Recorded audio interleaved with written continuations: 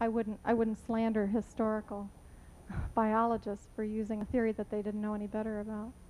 Okay, thank you. Dr. Hovland. Yes, Dr. Richardson, in her opening comments, was giving the sciences that support evolution, and she said developmental biology supports evolution because of vestigial organs, including gill slits and tails, while the baby is in the mother's womb. So she is using ontogeny recapitulates phylogeny. We've got it on tape. It is still in the textbooks, that's for certain. I have nearly all the textbooks, and it is in there. They are still teaching in many of the textbooks ontogeny recapitulates phylogeny. They will list evidences for evolution, and they will talk about embryonic development proving evolution. Similarities in a microscopic stage, of course, when the animal is smaller, it's tougher to see the differences, but it still doesn't prove they have a common ancestor. Similarities could easily prove a common creator. The idea that there are similarities in development and similarities in the adult stages, two bones in the wrist, does not prove a common ancestor. It proves a common creator. Both can argue that as their point, and it's a moot point. It's not part of the argument. Similarities have nothing to do with evolution or creation. Both are going to take that for evidence for their side. Thank you.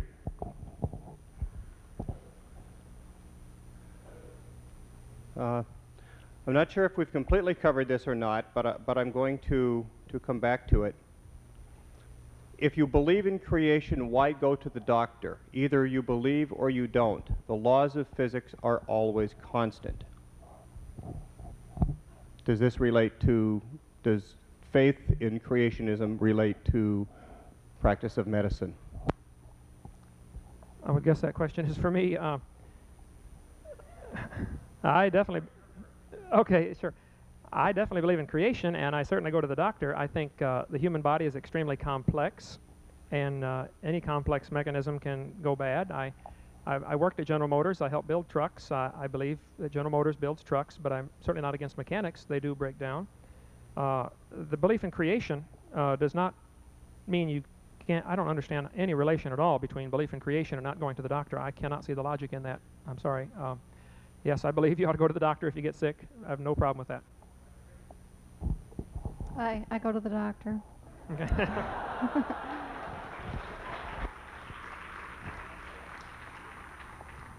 Okay.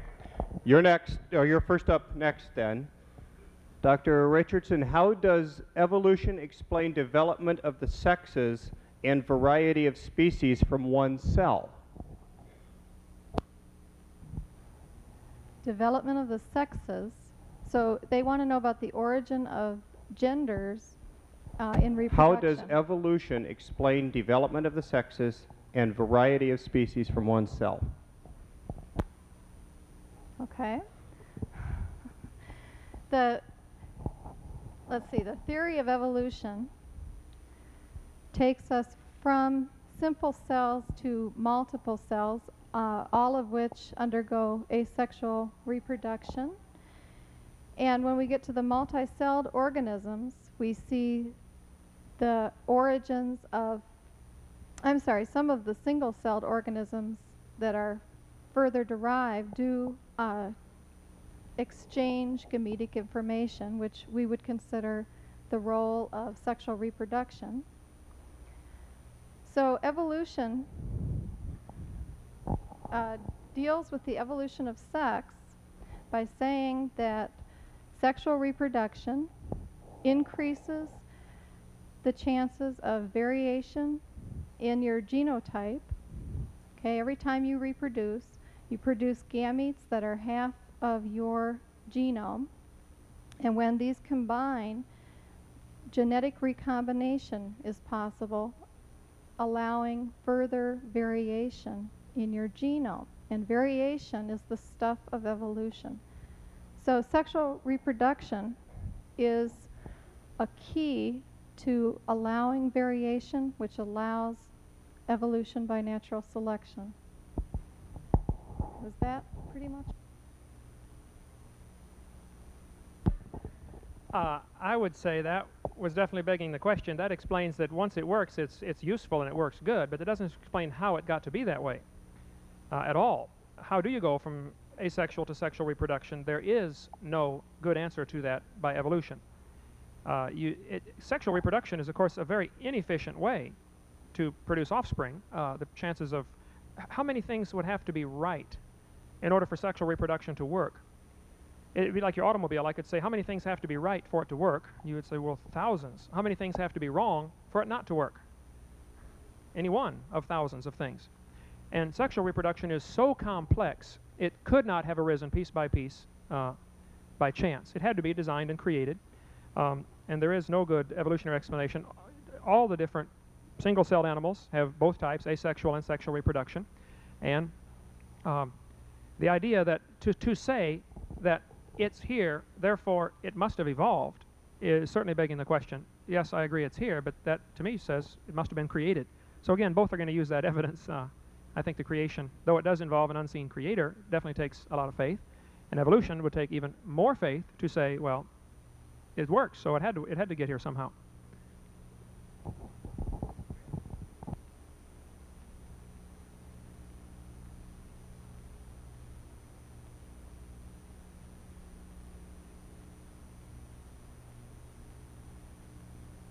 Then I guess my next question for you, to begin with, why isn't the ocean floor as old as predicted? The formula distance equals rate times time says so.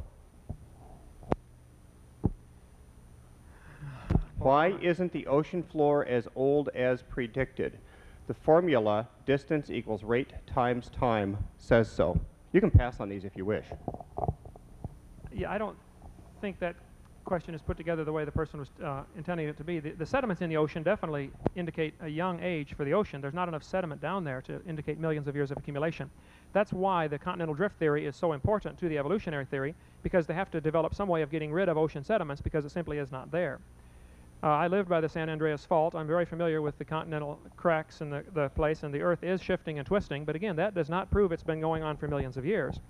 And similarities of shapes, Africa and South America would fit together. That does not prove they broke apart millions of years ago. I could say this building and the building across the street are oriented the same. That does not prove they broke apart and the blacktop oozed up between them.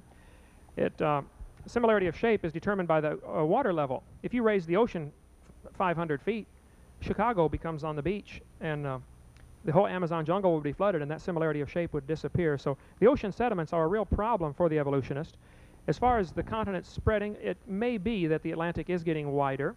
The only research that I'm familiar with that was done on that was the satellite where they bounced lasers from Europe and America for 8 years till the satellite finally fell out of parking orbit. They did not actually see any movement of the continents, so they attributed the maximum allowable error to atmospheric twinkle, 0.46 arc seconds, as the laser goes through the atmosphere, and said, well, they must have moved and we couldn't detect it. So there may be movement. I'm not saying there's not. But the idea of continental drift and ocean floors is very important to evolution because it gets rid of an embarrassing problem because there is not enough ocean sediments. As a creationist, I have no problem with that. The oceans are not billions of years old. That's why the sediment's not very thick. Thank you. Dr. Richardson? Well, I can account for an absence of sediments in the ocean by the theory of continental drift. Which is? Which is that the continents float on tectonic plates, and that the continent of North America is drifting closer to the continent of Asia. The Atlantic Ocean is spreading. We see seafloor spreading in the Atlantic Ocean. Seafloor spreading is accompanied by volcanic activity, things we can just go down and look at.